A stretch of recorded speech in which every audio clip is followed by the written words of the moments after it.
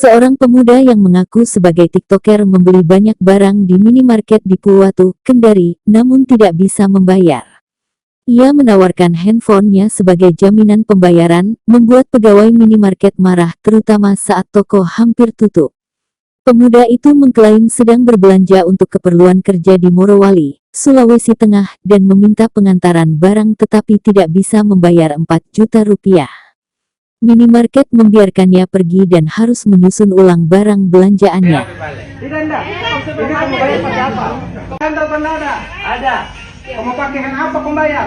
Pergi al Morowali, merantau. Ya uangmu ada enggak? Ada itu sama kali HP. Kenapa kamu gak ada HP-mu? Saya butuh uang bukan HP.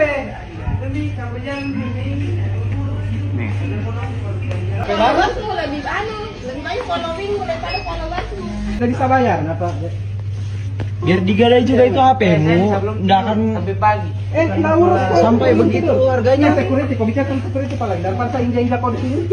Begini, kalau mau amannya daripada kamu dilaporkan. Kita sudah capek-capek mau majang, kau hamur baru kau bilang.